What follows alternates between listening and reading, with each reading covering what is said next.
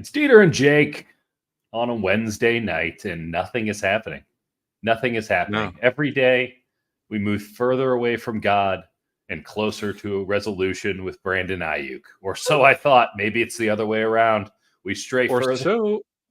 so they've told us unconvincingly, and everyone's going, yeah, something is happening. Maybe, definitely. It's definitely happening. Maybe. Agents are just hanging Could out in be. the background. It's going great. It's going great, Jake. How are you doing, buddy? How are you surviving the chaos of these streets? I'm good. I'm a little over my Western Kentucky career, my dynasty, but that's to figure out later. Good, aside from a headache came out of nowhere, Oh, I'm sorry to hear that. um, we're good. I think Ayuk, you know, it's uh it's probably weirder than is it weirder right now with Ayuk than the Jimmy G? They're gonna try and trade him and then no one wants him thing? Because that Mm. was pretty weird. That was Um, predictable in a way, though. There was like a right. level of like, how do you think this ends up? And it wasn't the 49ers, as you've noted accurately on Twitter, and that like making a move, right? That was the passiveness to it all. And this is the 49ers perhaps doing a masterful gambit, sir, where everything that they were trying to speed this thing up and get somewhere, and then it all just sort of blew up in their face. And yet to be seen, but it is not going well for anyone right now. There's a very very weird energy to it, and I'm not going to lie, Jake. This isn't the topic. We'll get into the details and the nitty gritty of what we've heard about Brandon Aiyuk, what we think happens with Brandon Aiyuk. We'll get a little galaxy brain with it, all these things. But man, I'm not going to lie to you. Training camp has sucked. And it is a privilege, of course, to be able to do this professionally Hmm. instead of working a real job. I'm not in any way, let me put it to you this way. If you're someone who took off work, I hope that you were taking off work given the hours, and paying $20, which is obscene, Right. to watch these training camp practices, you've been swindled because this Yeah. team has provided zero juice whatsoever on the So practice field. this is a good tie-in to one, the juice of practice, not Kyle Juszczyk, because I know someone's about to comment that. He gets a lot of veteran And veteran off days, like a lot of players do. yeah, and the Ayuk situation. So Fred Warner talked today, and he was asked, like, "Is there anyone else you've singled out? Because you singled out Ayuk," and he's like, "Oh no, no. I mean, maybe Jordan Mason. He's like, no, not really."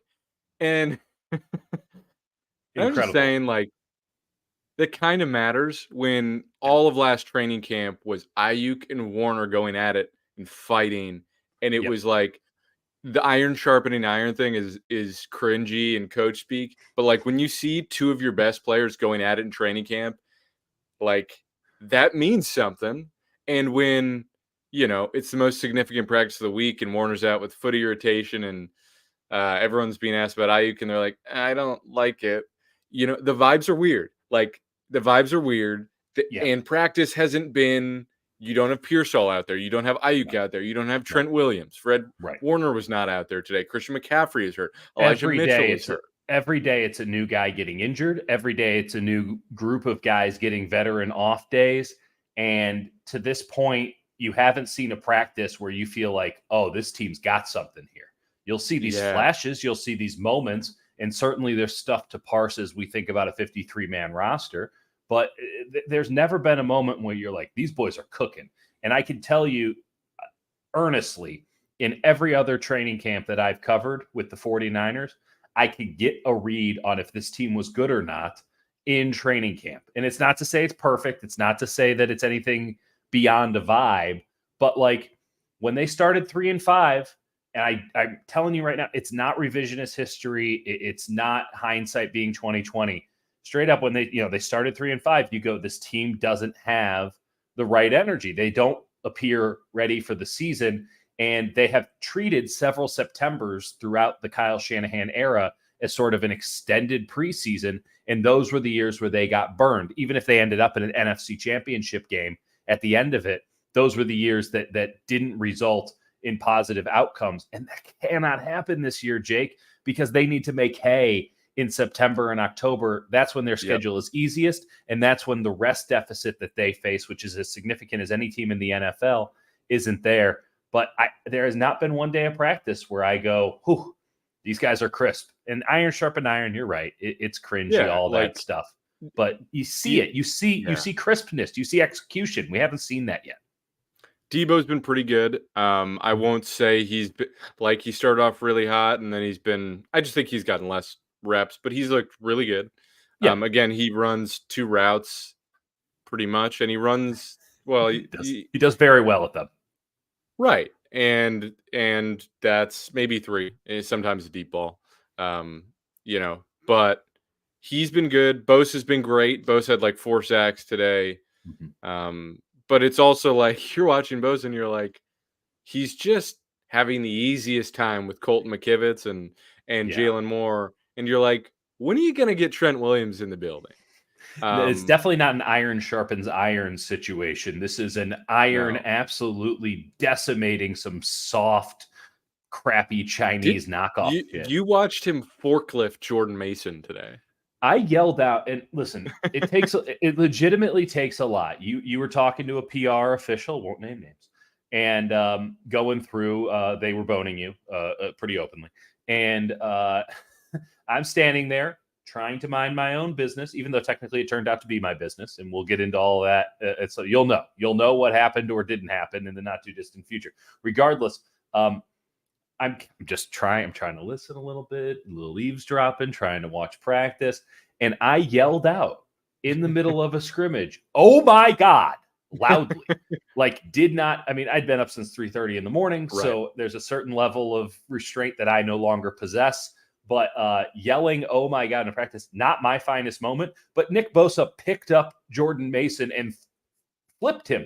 He flipped an adult man, a big man that plays in the NFL. He flipped him. A guy who knocked incredible. Fred Warner on his ass on a blitz pickup yesterday. He's a pretty good blitz pickup guy. He's a pretty good physical running back. He got flipped, Jake. They physically flipped him. It wasn't like an accident where, he was already going up and then Bosa took his hands and just said, "Get out of the fucking way." And that Bosa fellow is very, very good. And I think the 49ers feel very, very good about the contract that they gave him. And then we pivot to another player. I mean, I saw on NFL Network this morning, and this has been a good thought exercise that I think we have done separately, but certainly have thought about it over the last couple of weeks, which is who are the most important 49ers players. And I think it's terribly pressing because 71 might be at the top of the list in Trent Williams. Maybe you're a quarterback guy and you say it's 13, but it's hard to make the argument that Trent Williams isn't 1 or 2 on this team. Nick Bosa is obviously a vital, important part of this offense. Make the argument that Fred Warner is 2. What happens if Fred Warner's out? All hell breaks loose. Deebo Samuel. Oh, yeah, there's that guy, Christian McCaffrey, who Kyle Shanahan just quickly slid in his press conference the other day. He's just out for the preseason. He's just out for the preseason. Don't worry about it. Just, it's no big deal. It's just out for the preseason. So that was super fun and classy and definitely not suspicious. And Elijah Mitchell there's a name that I haven't said yet. And it's Brandon Aiyuk. And Brandon Aiyuk wants to be paid. Would he be the highest paid player on offense beside the quarterback? He wants to be paid more than Trent Williams is asking to get paid. Yeah, Debo's got like 28. If we're talking year over year average, I think. And that, he would. By the way, that is apparently what Brandon Ayuk's about. That this is an ego play for him, and that he's about that AAV, which we've talked about, months earlier. Like that's a fool's errand. That is just vanity talking.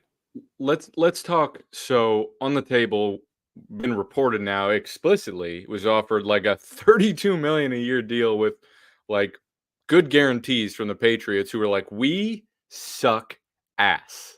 We are bad. We have a young quarterback. Please, God, come to us. We have to make a Godfather offer because we know you don't want to come here.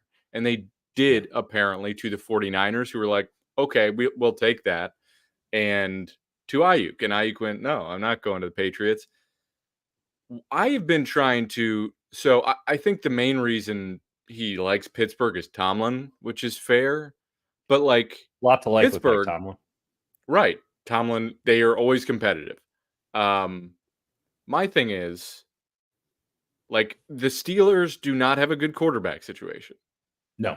Like, if you're going to turn down like a bad situation that pays you a lot for a slightly better situation, I would say Pittsburgh's more than slightly better. They're better, but the quarterback situation's terrible. You're talking then the Patriots? Yeah. I'm just Yeah, saying and it by the doesn't. way, we should note the Browns are in there too with a terrible quarterback situation. They got the nasty Right. man. And he's like, we're He's not not very doing good that. I anymore. get that. Pittsburgh is Joe, at least a competent organization. They have Mike Tomlin. I get yeah. that. That said, like, for you to be like, oh, I really want to go there, I don't totally see the selling point, Oh, aside you know from what? they're actually going to pay him. I But get the selling point. I get the selling point, which is the point that I was just making. There are so many players, and by the way, Kyle Shanahan as well, that take the light when we talk about the greatness of the San Francisco 49ers, the excellence of the 49ers.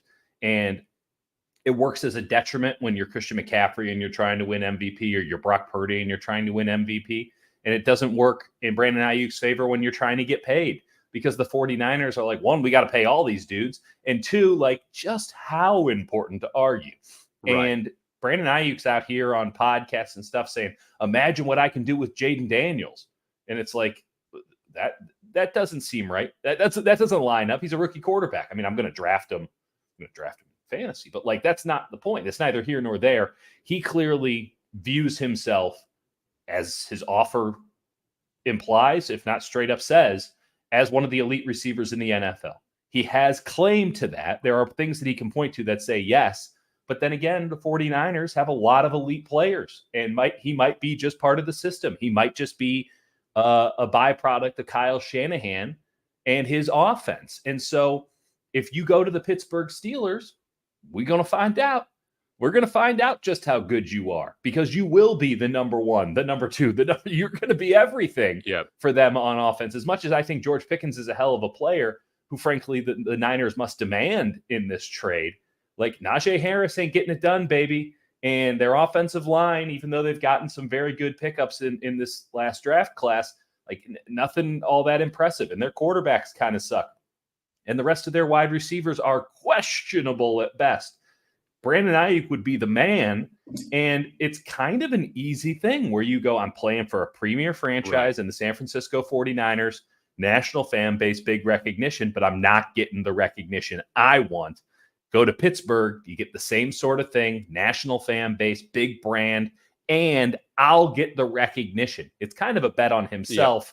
It just so happens someone else is paying the wager. And we've talked about that. I think a huge part of how this has gone down and how Aiyuk's handled it is he has been an under the radar guy, right? And he's blocked his ass off, and he dealt with Shanahan putting him in the doghouse briefly, and he handled all that in stride. Now he's like, oh, you're not even going to negotiate with me? Like, ship me off. Let me be the guy. Totally. It also goes two ways, right? You don't get the recognition and you're not the man here in San Francisco. Well, then you also don't get the scrutiny that comes when you don't perform. And I have to dig deeper into these details. I had a guy on Twitter this morning. I mean, first off, I'm doing KMBR this morning, and a texter comes in and goes, Brandon Aiyuk couldn't get it done against true number one corners, like elite corners. And I go, my gut reaction is, I don't know about that. That seems like a pretty ham-fisted take. And then you look it up and you go, well, he wasn't very good against Green Bay. He wasn't very good against Seattle. He was good in one game against Seattle. Guess who didn't play? Witherspoon. Wasn't very good against Denzel Ward and the Browns. Wasn't very good against Baltimore and Marlon Humphrey. And again, there's a lot of nuance and details to all of this, but no one talks about his bad games. And by you go, oh, well, he had actually a nice game against Baltimore. Yeah, when they were down 33-12, he got 95 yards in the fourth quarter. No one talks about those bad games because, well, Brandon Aiyuk isn't the number one option. He's not even the number two option. 85, I didn't even mention, is on this team. He might be the number three option. So it goes both ways. You want the recognition. You also have to carry the burden when you don't show up. And if we're just talking about the playoffs, I know he had the catch against Detroit, but he was persona non grata against Green Bay. Outside of the catch in Detroit, he was not a factor, and Deebo Samuel had to come in and sacrifice his body to save that game.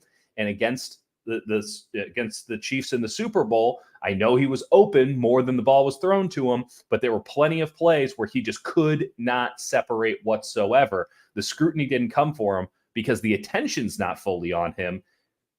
We'll see how much he likes it. I guess that's what the money's for, right, Jake? Yeah.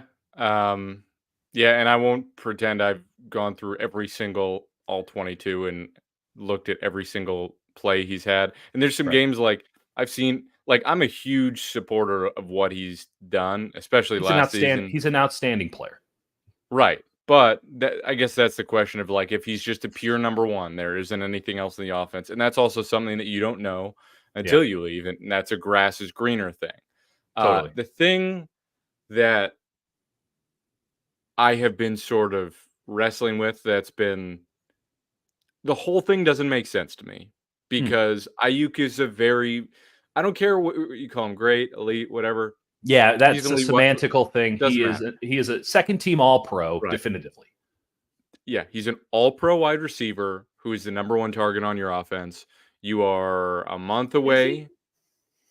The number one wide receiver? Yeah. Debo's not. He's the X receiver, but is he the number one target?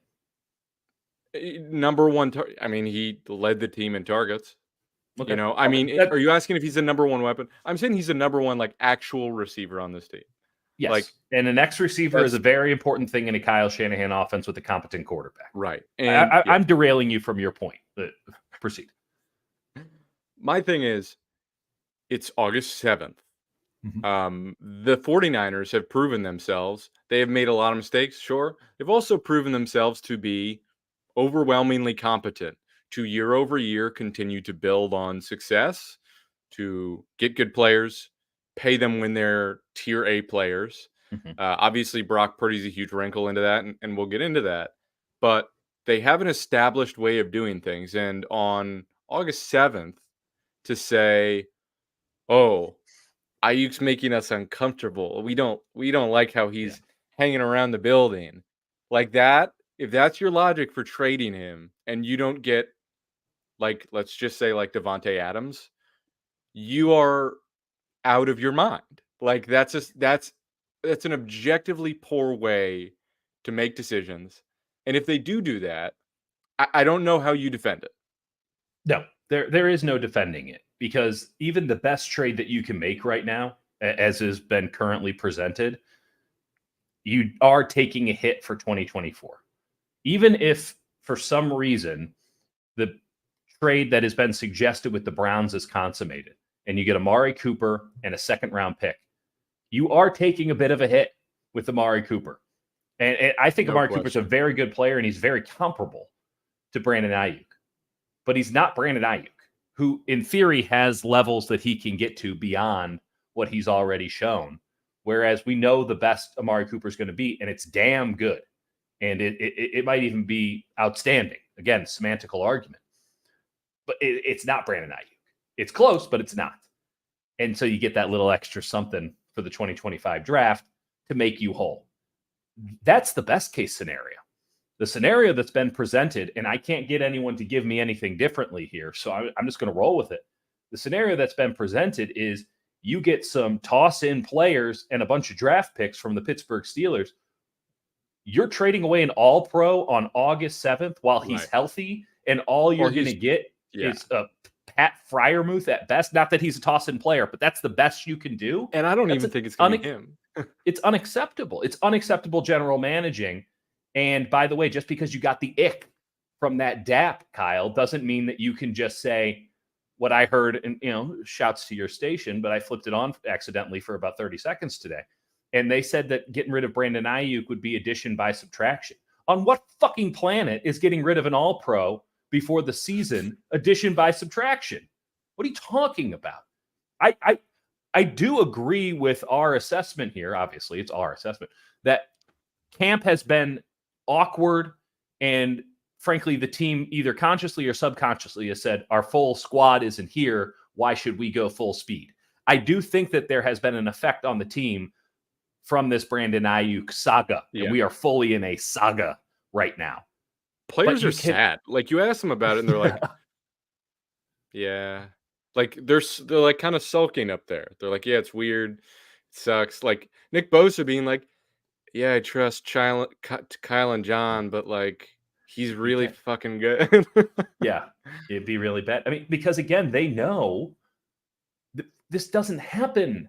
This has never happened before, Jake. No one trades an all-pro player in the preseason straight. There's no other caveats needed. That doesn't happen. It doesn't happen. This is not an emergency. This is something that could have been handled before the draft, after the draft, during free, whenever. And it's now being handled. And I understand that the 49ers were probably trying to put a scare tactic in Brandon Aiyuk by saying, hey, you've been talking all this big game about what the market says you're worth. Prove it. Here's the market. And Brandon Aiyuk, to his credit, who has played this thing pretty poorly, has used what leverage the 49ers afforded him and has turned it into, I'm only going to Pittsburgh, so make it work. And now it's on the 49ers to think to themselves, are we comfortable with bringing this guy back? Because this guy clearly has hurt feelings. He clearly doesn't want to be here. And how much is it worth to us to let him go? And I would say very clearly the answer to that question is not the delta between the value Brandon Aiyuk has as a player and what the hell you're going to get back for the 2024 season from the Pittsburgh Steelers, unless that guy is George Pickens, in which case I'm down with all of this because George Pickens is sick. I'm not down if it's George Pickens. Like here's the thing. Kyle is so particular about receivers.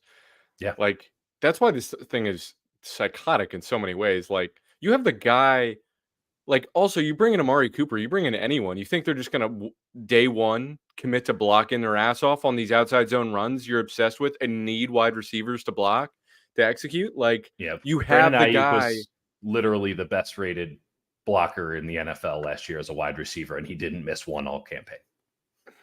It's something where you cannot make an argument that trading Brandon Aiyuk on August 7th is a good bit of business if your aspirations are the Super Bowl. Like, there's just no world in which that is. And he has a $15 million player option. Mm-hmm. And what is he going to hold out all year? Try him. He's not. That's why he held in. He's not liquid like Trent Williams, who has like 170 million in career earnings. Like, Aiyuk has money, but like, you think he wants to lose all that? Like, I think there's more games to play, but like, if you're Kyle Shanahan, if you're John Lynch, come to the table. Like, and maybe this is something where it is just Jed, and Jed's saying, no, I'm not going above this. We're paying Brock this much in guaranteed money, and I have to put, and guaranteed money, folks, like, gets put up front, and it's you get this check. It gets prorated over the years, but players get that check basically right away, depending on how they write it out, but basically right away. And so, like, it has to that be money, an escrow. Yes, goes into the bank. And so you're thinking, okay, I got to give Trent another however many million. I usually do one of these in off season, not two at the same time. Or we liquid, like, maybe that's part of it. And maybe it's just the guarantees are dog shit, and that's what it is. But I think the 49ers. I haven't heard that. I've heard that it's all about the annual. And I can't say if Jed is or isn't. Jed becomes such a boogeyman, and it seems as if this is not operating on that level. We would know if it was operating on that level. And maybe I'm wrong. Maybe I'm just ignorant and naive to all of this. And in the not too distant future, we'll find out that, in fact, that this is an issue. I'll say this, 187 checking in. The NFL cap is real. You and I, Jake, over the years, I know where you're going to go. But I really do think that there's something to this. Over the years, the 49ers treated the NFL salary cap as if it was real. They were hardcore And they were, down to the cent accurate with how they reported. They were very good boys and very good accountants. And over the last couple of seasons, which may just coincide with Parath taking over at Leeds United and taking on a larger role there, just a coincidence perhaps. But in the last couple of seasons, as the 49ers have said, we're in a Super Bowl window, we're all in, we have a quarterback, he makes jack shit. They've gone all in, and they're throwing money around pretty loose. They're pretty loose with the money. Christian McCaffrey wants a new contract. Come on down. We need a defensive tackle. Hey, Javon Hargrave, how much do you want? There's a lot of deals that have been made over the last couple of years that have been pretty fast and loose. Now, they're obviously going to enter a new era with whatever they pay Brock Purdy. But it's interesting. Brock Purdy hasn't even started 50 NFL games yet. Okay. And I'm not here to say that Brock Purdy isn't worth whatever he'll get on the market, but the 49ers got out a little bit ahead of their skis. And it's part of the reason why I would imagine Brandon Aiyuk here feels so aggrieved. 49ers don't want to come up $2 or $3 million to match market rate with inflation on wide receiver contracts, but they are more than willing to tell everybody, including Brandon Aiyuk and his agent, that they're going to pay Brock Purdy whatever it costs to keep him around. And it's like, the fuck? I'm worth something too here. And now not only are they very openly saying, well, we'll just give Brock whatever he wants. Contrary to 55 million, 60 million, you want it? Come 65, on down. We don't care. We're just making it up. And contrary, by the way, to how they've treated everybody else, including Nick Bosa, who is a future Hall of Fame player, including clearly now Trent Williams, who's a future Hall of Fame player. They just go Purdy, whatever Brock Purdy wants. And that's going to peeve Brandon Aiyuk, who wants his money on the one contract that he can really make generational wealth with. And two, I think it has knocked the 49ers back into their old ways. And maybe this is where ownership comes into play, because when they are openly thinking about Brock Purdy's contract, well, now we've seen that fast and loose mentality with money really tighten up. And we're getting into the era of austerity here. And that means that, right or wrong, they feel like every cent matters again. And that's why they're playing hardball with Brandon Aiyuk, who, by the way, is trying to make this thing messy. He hasn't played this thing well, but he has made it messy. And that might actually have been the gambit the full time here. Yeah. It's, I think something that, I don't know, it's interesting with this team is like, and it kind of a red flag that I think we flagged a little bit from the start. And when we're talking about where this team is and this is the last run at it, sort of like, okay, could they extend this, whatever. You've got a lot of guys asking for money now. They're saying, you've got Christian McCaffrey, Trent Williams, both of whom fully under contract, both of whom had deals in place and said, for multiple years. You're going to multiple years, not just lame duck. Trent has 3 left. I think McCaffrey had 2.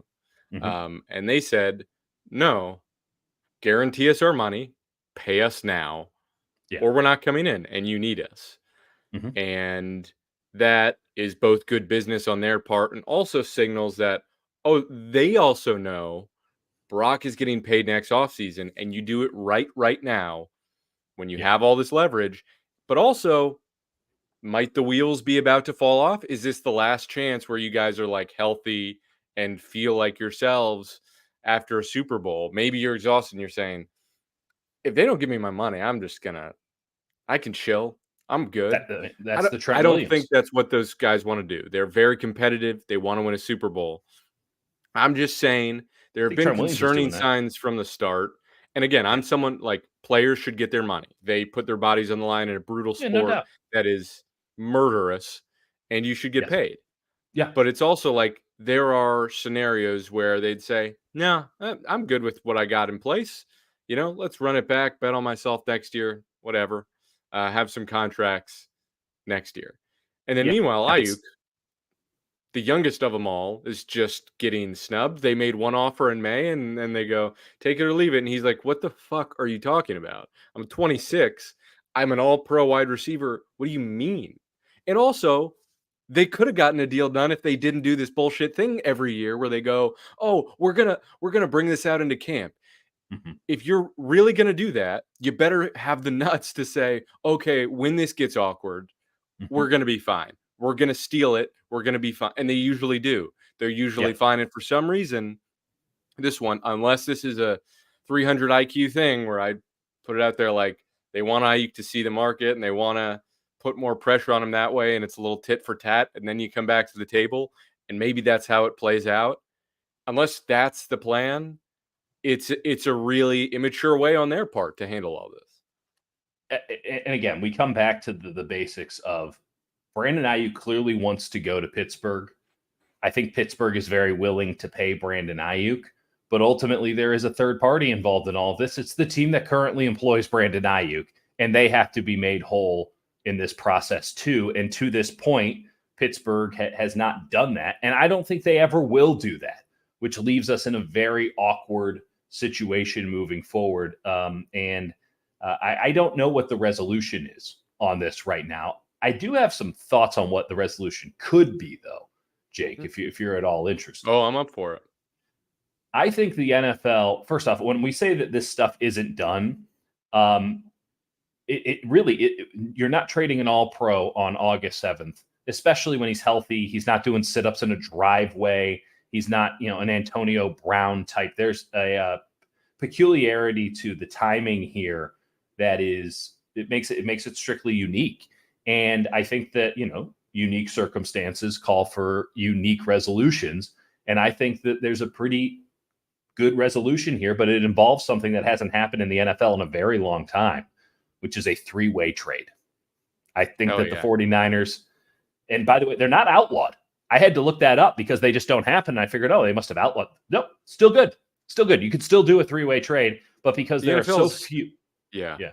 Go on. There's so few player for player trades, much less like big player for player trades, complex player for player trades. You end up where this thing just hasn't happened in years and years and years. So the Niners do need a wide receiver, right? They need to get a wide receiver to replace, to whatever degree you can replace him, Brandon Aiyuk in the X spot for this upcoming season. Question is, how good of a receiver can you get? When they were talking to the Patriots, they weren't offering Javon Baker. They were offering Kendrick Bourne. Well, that's not a replacement for Brandon Aiyuk. That's somebody who splits time with Jawan Jennings and Ricky Pearsall, and you have kind of a three-headed monster at X, which, might end up being okay, but it ain't Brandon Aiyuk, second team All-Pro. So there aren't that many X receivers of a high quality available. And there's certainly not a lot that, teams are willing to give up. Amari Cooper is one of them. And you look and you say, where else could you find one? Where else could you find one of these X receivers that's available? How about the guy who grew up in Palo Alto? How about a guy, East Palo Alto, former Fresno State, former Green Bay Packer, knows the offense, Devontae Adams, who has had just a hell of a time. A cautionary tale for Brandon Aiyuk, if you will. a guy who, what was it, like 2 games into the season last year? Just was like, quit. I got to get the hell out of here. I'm going to die. Do this. Can't do this. And that's how I felt every day when Jimmy Garoppolo was the 49ers quarterback. I got to get the fuck out of here. Regardless, we have persevered, and here we are. Devontae Adams is there. I don't, again, much like with the Browns, like I can't say that the Raiders are rational actors. I have no idea why the Browns are offering what they're offering to the 49ers and to Brandon Aiyuk when they already have a perfectly good Amari Cooper there and whatever. But the Browns aren't rational actors. They guaranteed all of Deshaun Watson's money. I can't take them seriously as an operation. So, maybe take advantage if you got a crazy on the line 49ers. I would put the Raiders somewhat in the same camp. Tom Tedesco is running that operation now. Okay, good luck with that. It went great in LA. Went really well. If you need someone to leak you information to talk about on the radio, have I got a GM for you? But not exactly a great track record of building winners in the past. And he got that job because, well, if you're not going to build a winner, the Raiders have always got a job for you. And I just look at where they're at. They have 2 stopgap quarterbacks. They have a defense that's kind of a hot mess, kind of have a stopgap head coach, right? There's nothing about this that feels like it has sustainability or that it's It's foundational. Devontae Adams and Max Crosby and apparently 7 first-round tight ends. And that's, yeah, great job, everybody. I mean, this feels like a rebuild. It really does. That hasn't even really started. Like a year zero situation for the Las Vegas Raiders. And Devontae Adams is not going to be around by the time these guys are relevant or interesting or good again.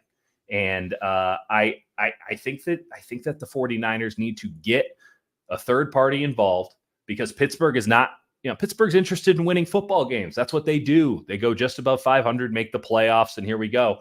So if Pittsburgh is only offering draft picks and guys who they're willing to give up because, they're the 45th man on the roster, can you get those things, toss in a little bit of something yourself, and get back Devontae Adams in a 3-team deal where the Raiders pick up a lot of draft picks from the Steelers, and the Niners toss in maybe a 4th and they get back like a 3rd or maybe it's a 4th and a 5th swap. And the Raiders eat some salary because Devontae Adams has got a 35. Oh, wait, no, that's next year. Next year, he's got 35. And look at the guaranteed money. Look at the guaranteed money on that. So the prorated signing bonus would be held by the Raiders. Oh, yeah. But there's zero guaranteed money. 17. He'd cost 17 to the Niners, which salary-wise works out kind of perfectly with Aiyuk leaving. Right. And this isn't to say that you have to keep Devontae Adams. Much like with Amari Cooper, you can just get rid of him at the end of the year and say, we're going to stick with Deebo Samuel or whatever. You got a lot of ways. You can restructure it. There's a lot of ways you can go about your business if you're the 49ers there. And this isn't even to imply that Devontae Adams is on the level of a Brandon Aiyuk right now. I do think he's lost a step. And that's not to say that he's still not a very, very good player, but I think that he's just a tier below. But if that's the best the 49ers can do, they better do the best they can do. Because the alternative, as it's been presented to us, or maybe it's just specifically to me, and maybe I don't know shit, is a bunch of draft picks and dudes who... If I hear the name James Daniels again, I'm going to lose my shit. Who the fuck is James Daniels, Jake? They're not talking Troy Fautanu. The third? Yeah, I don't care about these guys. I don't think they're any good. If they were any good, the Steelers wouldn't be giving them up. Right. And that goes back to my point, my initial point, which is 49ers have shown themselves that they're not idiots, I think, for the most part. They've done dumb things. Every now and again, they have their moments. Right. But this would be poverty franchise level. This is not something that they've shown is in character, which is why all that shit of people putting out random guards and 5th string wide receivers for Aiyuk, I don't buy it. And I will listen, if I'm wrong, okay, I'm wrong, but I'm not the idiot who made that deal. I'm giving the 49ers the benefit of the doubt, which I think they've earned. Okay. The reports are not inspiring that they will continue to earn that. But if that's the sort of deal they do, you lose a ton of goodwill. You prove yourselves objectively shook. Yeah. I just have trouble believing that is the route they're going to end up going. I think it would be idiotic, and I think they're smart enough to know that, but we'll see. It is messy, to say the absolute least. And I don't know how this thing gets solved, because let's just even pretend the 49ers use their leverage, which they've maintained the entire time, which they've maybe ceded in theory over the last couple of days, but in practicality still exists, which is they do nothing. They don't trade them. Yeah. They let them hold in. By the way, nothing forbidding them from saying, actually, we don't think your injury's real. Time to practice. And what's he going to do? Take it up with the PA? His injury isn't real. I'm sure as a football player. Was it a sore back? It was a neck and a back. Shanahan went, I don't know, it's a sore back, whatever. Get in the fucking line. Get in line. I'm sure you do. You know what that means? You're an adult man over the age of 25. You got a sore neck and a sore back? Yeah, I bet so. You play professional football for a living. It's only going to get worse, buddy. they can call him in at any time. They haven't done it because it's not a tactful thing to do. But if we're past the point of grace and tact, get to work, Brandon. And it'd be kind of shitty and it'd be super messy. And I do not envy the 49ers PR team for getting to handle that once locker rooms are open. But in the meantime, your Super Bowl window stays open.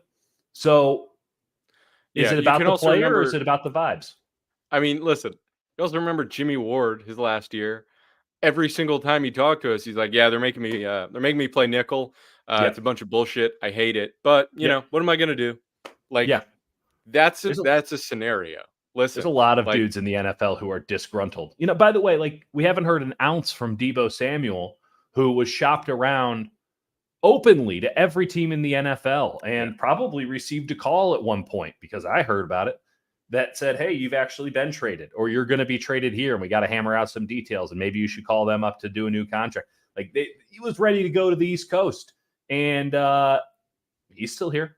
And the 49ers made it pretty clear, like, you know, we're not going to have you once we sign Brock. Amid all the other things that people get to think about with Brock Purdy, like Deebo Samuel's basically told, like, you're in a lame duck year. We haven't heard a peep of nonsense, and that dude knows how to bring the nonsense. Like, and he showed up in shape. Talked to him today. He's in shape. Yeah.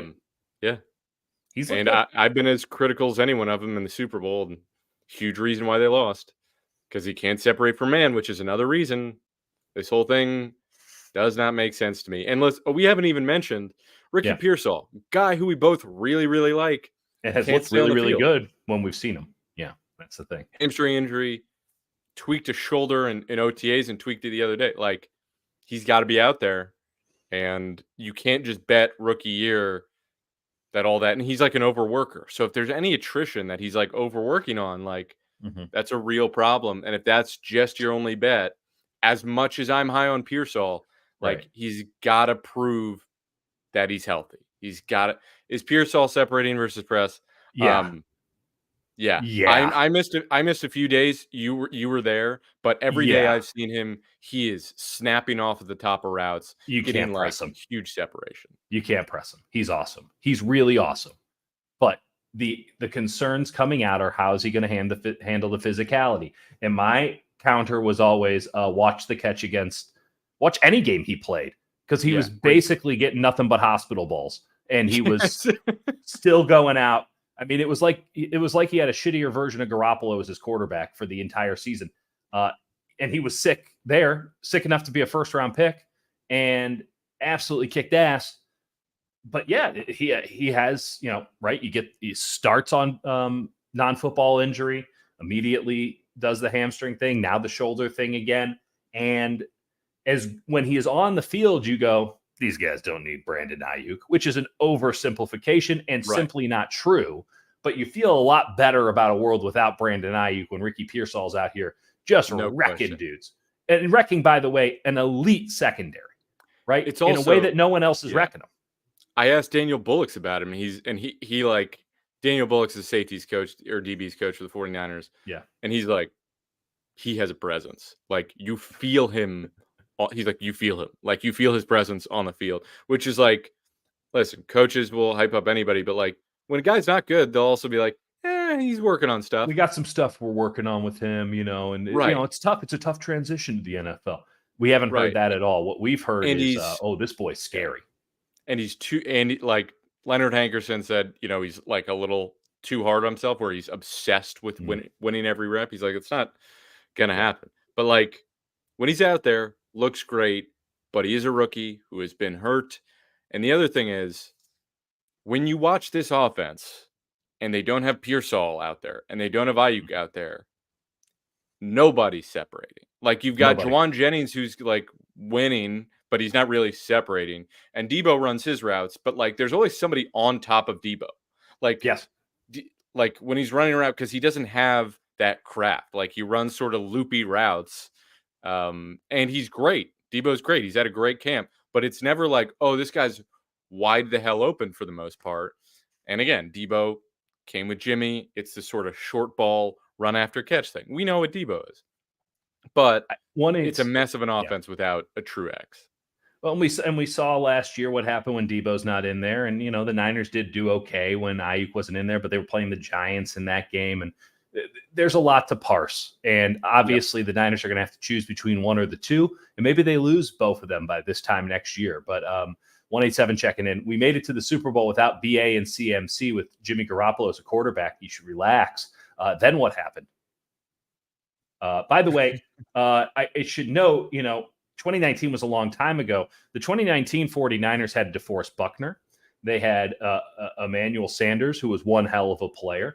They had a Raheem Mostert in the backfield doing some pretty good stuff. That defense is as good as any defense we've seen in the I NFL was going to post say, Legion of Boom. yeah. Emmanuel Mosley, like Kalen R.I.P. Williams was like at his peak. That defensive line was like as good as they've ever had it. They were the truth. Also, I know it wasn't in the Super Bowl, but like Quan Alexander that season was sick until he like tore his pec off. Quan Alexander was sick. Legendary, perhaps even. Legend. But I don't miss that, but I miss it a little bit. You got to have a little crazy on your team. We got MVP Purdy now, says 187. And I think the entire team is being built around Brock Purdy as we speak. I know that has been something we knew was going to happen. And I think that you can make a pretty strong argument. Shouldn't you keep his number one receiver, or at least the X receiver, the guy that he's shown a lot of chemistry with? Perhaps not. But if Brock Purdy's as good as we think Brock Purdy is, he's got to make do with what he's got. Because, by the way, this is not a new story where, hey, you had a cheap quarterback and you had all these great players, and I hope you won, because now it's going to get a lot tougher because now you're going to pay them, and that means you're going to not be able to pay as many great players. And it's worked out for a guy like Patrick Mahomes, but you look at a Justin Herbert or a Russell Wilson, or I hope you got your Super Bowl in, because you don't win them after Lamar Jackson, perhaps even Josh Allen. I mean, and get your wins in early. Yeah. And anyone who wants to reference, like, I don't know, the Chiefs and Tyreek Hill won, they did that during the draft, before the draft. That's right. Like, so they had time to figure out what the hell their team looks like. And two, Patrick Mahomes is their quarterback. Like, I think Brock Purdy's a very good quarterback. He ain't Patrick Mahomes. Like, no one is. No one will ever be what he is. And they had no business winning a Super Bowl next year, which is why this whole thing has such trash vibes to it going into this year. There's a tragic energy existing right now. It's like Shakespearean. It's like the crumbling. Yeah, it's like the crumbling pillars of a dynasty that was never truly a dynasty. Well, I'd love to get into some Warriors talk a little bit later, Jake, but we're talking 49ers right now. I am. You have to remind people about the Patrick Mahomes, Tyreek Hill thing. I think it should also be noted, as much as Brandon Aiyuk is going to be a very rich man no matter what happens here, I don't think it's absurd, even though they're probably overdoing it a bit. I don't think it's absurd to be particular about how much you want to pay him, because there is a question of how much of this is the weapons around him creating space, how much of this is now having a quarterback like Brock Purdy, because Brandon Aiyuk wasn't doing this with Jimmy Garoppolo or certainly Trey Lance. How much of this is Kyle Shanahan's system, who can turn an Andrew Hawkins into a 100-catch player back in Cleveland? And is Brandon Aiyuk closer to an Andrew Hawkins, blasphemy aside here, than he is to two Hall of Famers in Julio Jones and Andre Johnson, prior ex-receivers for a Kyle Shanahan offense? These are things that need to be brought up. We don't have a clear-cut definitive answer about Brandon Aiyuk, other than he should be paid handsomely. How handsomely? I think the nuance and the devil's in the details there, but I don't think it's ridiculous for the 49ers to really parse it down and be specific here, because you can end up in a really, really bad spot if you make the wrong call, just as they did in reverse with DeForest Buckner. They made the wrong call. And they went and they said, we'll trade DeForest Buckner. We're not going to pay him. We think we can replace him. We're going to re-sign Armstead, and we're going to go get Javon Kinlaw, who it didn't work out. And they've had to chase that bad decision with bad money. Point of note on that, interesting thing about the Buckner trade, because this has got sort of similar. All right, if their logic, right? They said explicitly, if we trade DeForest Buckner, we get the 13th overall pick. We get to keep Eric Armstead. We get to keep Jimmy Ward. That is what they said. Ward is With also an this, important part of that. Yeah. they will spin this in a very similar way going I'll spin it right forward. now. That's what they're going to say. The interesting thing about the Buckner trade is they got the 13th pick, traded back. Bucks took Tristan Wirfs. 49ers got Javon Kinlaw. 49ers also got pick 117, which they packaged with another pick and their first round pick to trade up for Brandon Aiyuk. Oh, wow. So Full circle. just a little That's great. full circle moment, That's which I fantastic. think is pretty funny because that was the only thing of like, all right, well, we didn't get Tristan Wirfs, but we traded back and it helped us get Aiyuk. And if we didn't have that pick, we wouldn't have Aiyuk. So it won't matter if they don't have Brandon Aiyuk. But maybe this is like a galaxy brain scheme to say, all right, let's actually find out if Purdy's worth it. Aiyuk, we're going to test you and see if you're worth it. Go elsewhere. Like, let's see if we should pay this guy 55 by getting worse instead of winning a Super Bowl. But here, as you were noting with the spin, Golden Dragon 5 coming in and making somewhat of a note of it. I almost disagree with everything that's being said here, but the principle of the matter is true. Instead of paying wide receiver Aiyuk 26, can we use that instead to keep Talanoa Hufanga and Aaron Banks along with Purdy next offseason? I would not use the money on those two guys personally. That's a personal preference. I am not a Hufanga guy. I think it's going to be it's going to be Diamador Lenore and someone else. Charvarius Ward is who it's going to be. Or a bump for Yadam if Ward says I'm going to get him. It doesn't matter. You got a little bit of money to work with there. And the Diamador Lenore is the big one because he goes from very cheap to soon very expensive. If we do want to talk about standouts in camp, I think Diamador Lenore has taken a bit of advantage or taken for granted a bit. And he's never taken advantage of. He gets his licks in. But he is taken for granted a little bit when it comes to the quality of play that he's put out on the field. They've been using him as the number 2, sliding him inside just as they did last year. Renardo Green is there as the number 3. Isaac Yadam is there as the number 3. They're loaded at corner. They're in a great position. Yeah. But, hey, it's nice to have a surplus to needs at some position in the modern NFL. And maybe you can even trade a guy like that. But Lenore is going to go from like $1 million to he'll be worth 11, 12 this time next year. That's just the going rate for a great nickel corner now. And I think the Niners are going to have a hard time, given how hard of a time they had replacing K'Wan Williams, who is, certainly not of this caliber. I think Lenore's a better player than K'Wan Williams. Anybody remember Isaiah Oliver? Oh boy. Yeah. Again, talk about making a bad decision and then chasing it with bad money. There's going to be some guys who get expensive. And the question is, how do you keep them and keep Brandon Aiyuk? If you have Nick Bosa, Brock Purdy, and Brandon Aiyuk, that's half of your salary cap for 3 players. Ask the Phoenix Suns how that's going. It's a dangerous game to play. Well, they just need a point guard, which they'll never get. That's for another time. See, but you get where I'm coming at. Like, would the Niners be better served trying to sign a bunch of middle-class guys as opposed to another wide receiver, especially in this era when wide receivers are so plentiful and so easy to draft? And maybe that's how they adapt, right? They gave Juwan Jennings that little 2-year deal. They've usually stayed away from those, but they did do the same thing with Floyd and Yetur Gross-Matos and Jordan Elliott. They added a couple like 2-year little tweener deals.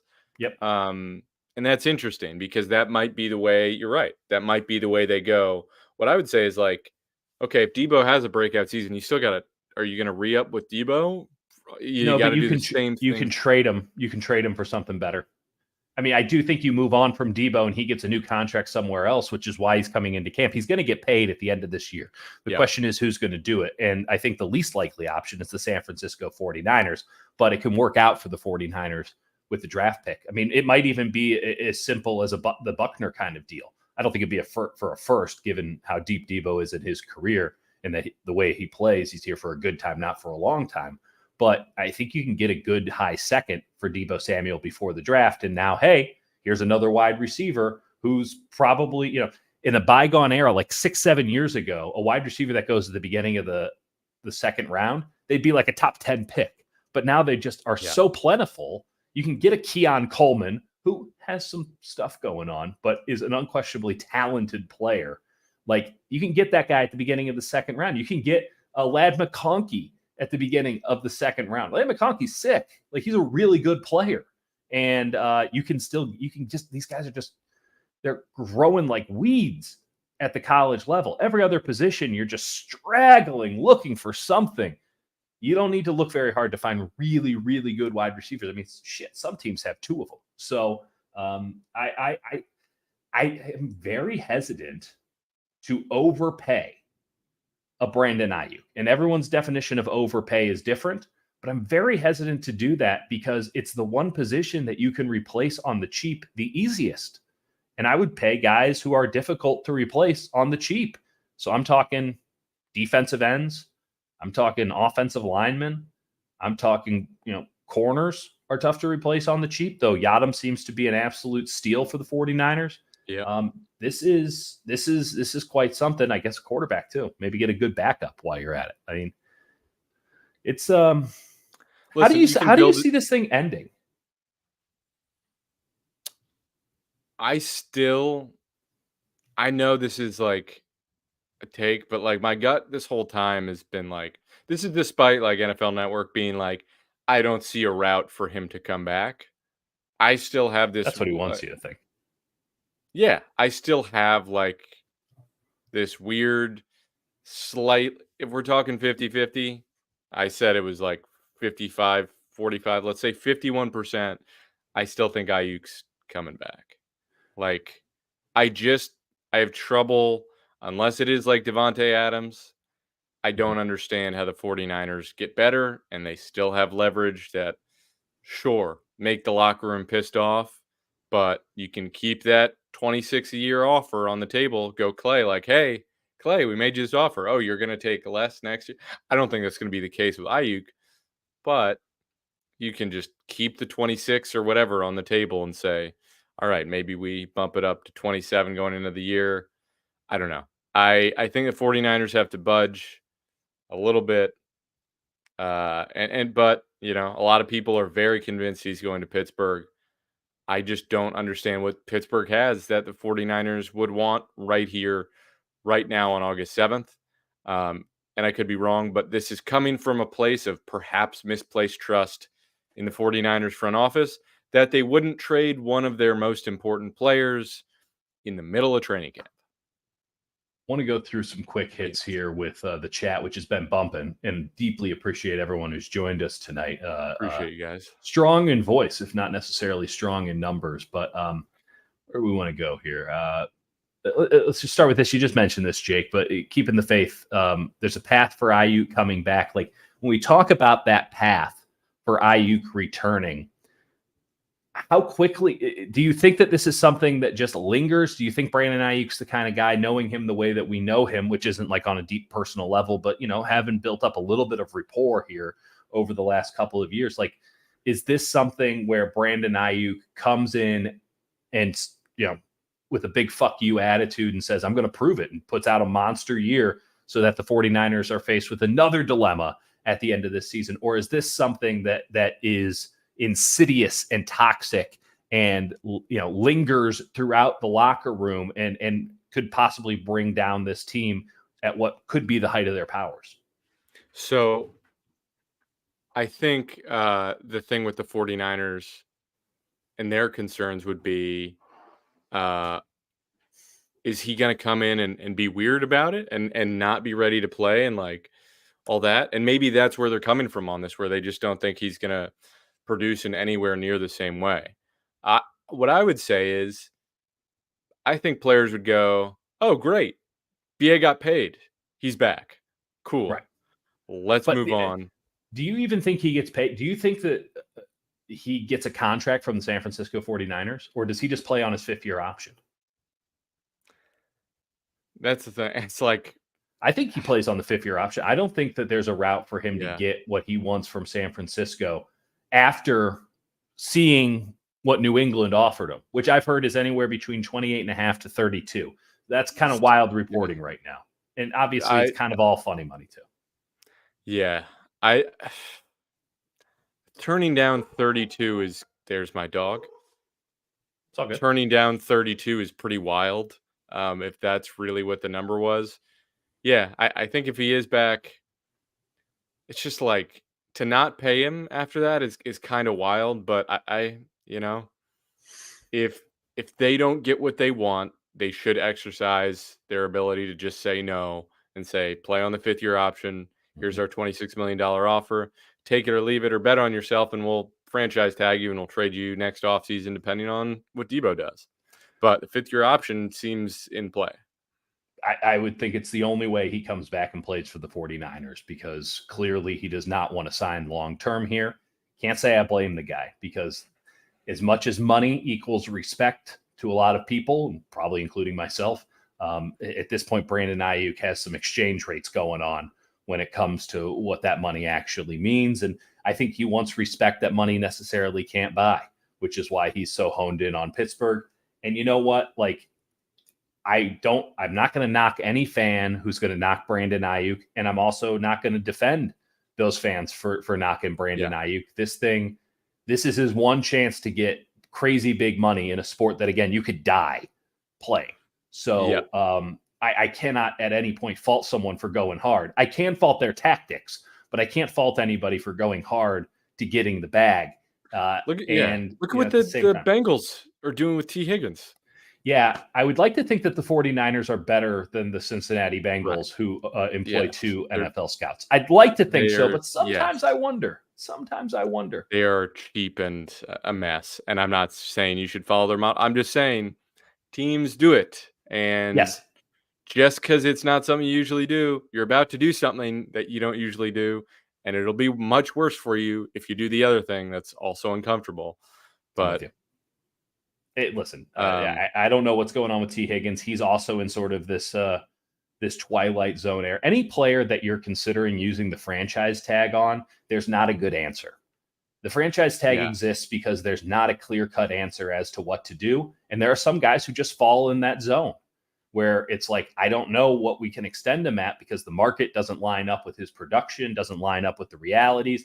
And, franchise tags are only used because there's no good answer. And Brandon Aiyuk might just be the Kirk Cousins of wide receivers right now. And are you going to get any better by losing him? Fuck no. Like, that's a big problem. But can you pay him what he wants to be paid? Also, fuck no. Like, this is why the franchise tag exists. It's on the Niners if they're willing to eat the shit sandwich of awkwardness and force Brandon Aiyuk to come back with the franchise tag looming over his head.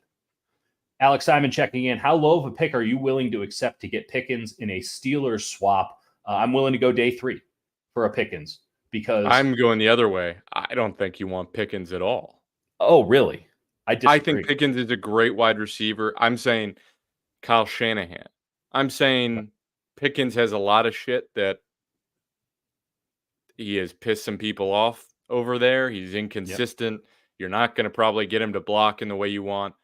I have trouble believing. My God, when he blocks. And I know we talk about blocking a lot. I'm just saying Kyle Shanahan. I'm not saying if I was running a team. I'm saying from Kyle Shanahan's perspective, I don't think you're really like you kind of if you're dealing with Pittsburgh, you kind of need Pickens in the deal, and also I don't think you want him. So I don't Pickens in a first. I think if that was the deal, I guess never going to happen. You accept it, but Pittsburgh's not going to do that either. I don't think that's a win-win for either side. Well, Pittsburgh doesn't want to include Pickens because he's their one and only good wide receiver. So probably not in their best interest if they are, again, if you're going for Brandon Aiyuk, you're trying to win. Making sure that Brandon Aiyuk is your one and only good receiver does not help you win. It's the opposite of the 49ers problem, but it's a problem. And I think I can't speak to George Pickens' mindset. I would venture to say that he probably gets an unfair rap because he is an eccentric gentleman. Let's put it that way. And to be clear, he's fucking sick. He's fucking sick. He's fucking sick. I think if he was on a championship team, he'd probably have a little less of those issues. But if we're willing, you and I are both willing to take Amari Cooper back, right? And Amari Cooper is nothing but a consummate professional, no nonsense, no bullshit, quiet to a fault, like legitimately, like all of these things. George Pickens is quite the opposite, but George Pickens has this upside. I would also note that George Pickens has 2 years left of team control. He is younger than Brandon Aiyuk. So, when you're talking about the now and the later of the Cleveland offer, which is, Amari Cooper and a second-round pick, fuck that. You get it right here and now with George Pickens. Yeah. And yes, you're taking a risk, but you're taking a risk no matter what, because you have one in the hand and you have to go to the 2 in the bush. I think that the upside of a George Pickens can legitimately be a better player than Brandon Aiyuk.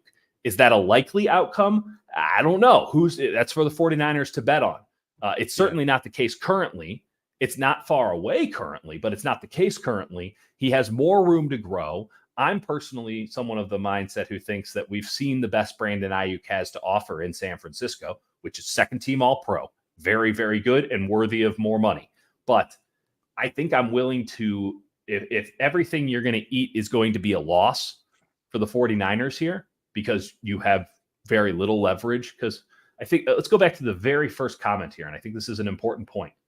Time to get on Madden and trade Aiyuk to the Panthers. Okay. First off, very funny. Second, I have heard this second part suggested, not particularly the Panthers, but just trade Aiyuk to blank. Trade Aiyuk to blank. Brandon Aiyuk cannot be traded to any team that Brandon Aiyuk doesn't want to play for, because Brandon Aiyuk has to show up for a physical in order to consummate the trade. And Brandon Aiyuk will not show up for a physical as a player currently under contract. He has the right to not show up to a physical if he doesn't want to. He will not show up for a physical to a team that does not have a new contract for him, or that he doesn't believe will sign him to a new contract. So the idea of sending him to Siberia just does not work. It's not a possibility, which is why we're sort of in this conundrum. Better point, and maybe this is how we close it. There should be a Siberia Bowl, you know? Very good. With sponsored by Canada Goose. The Canada Goose Frozen Tundra Bowl. You just go way the hell up to Canada, where played in Winnipeg, in Yakutsk, near Russia. Somewhere way the hell up there, and just say it's a frozen field, like in backyard football. Get out there. I'm sure that the 2 teams that are invited to that bowl would be so happy. They would love it so much. It's hard enough to get these fuckers to go to Shreveport, America's tourism capital. Money, baby. NIL, big Canada Goose. I don't think there's enough money. Goose them boys. And by the way, not to ESPN would have to put that on because they own all the bowl games now. Not sure if y'all know this, but ESPN might as well, the Bahamas Bowl, it's attended by dozens. They don't care about the attendance. And I think you should start doing it in weird places. I think you should start putting bowls on sound stages. I don't give a shit. So they send Siberia Bowl to a Walmart in Alaska. You can do Siberia Bowl. The Kitcheton, Alaska Bowl. That'd be a good one. Oh yeah. Let's get funky with it. And that's how we end our Brandon Aiyuk segment here on the Dieter. Thank you, folks. I appreciate you joining us on this weird Wednesday night. We're as deranged as this situation is, and as stupid as this season might get, we've got some good stuff in store for you folks. And we're loaded up. Stick with us. Loaded up. Unlike the 49ers with whatever trade package they're about to receive, we are loaded up. And by the way, a deranged situation, who would you rather talk to than 2 deranged men talking football? Right. Okay, we're going to talk to you after the preseason game on Saturday. We'll do a 53-man breakdown real quick after the game. Will Brandon Aiyuk even be on the 49ers roster come Saturday? We will find out. And honestly, if something goes down, we'll probably hop on and talk about it. But until then, stay sick, huh? Appreciate you, folks. Appreciate you.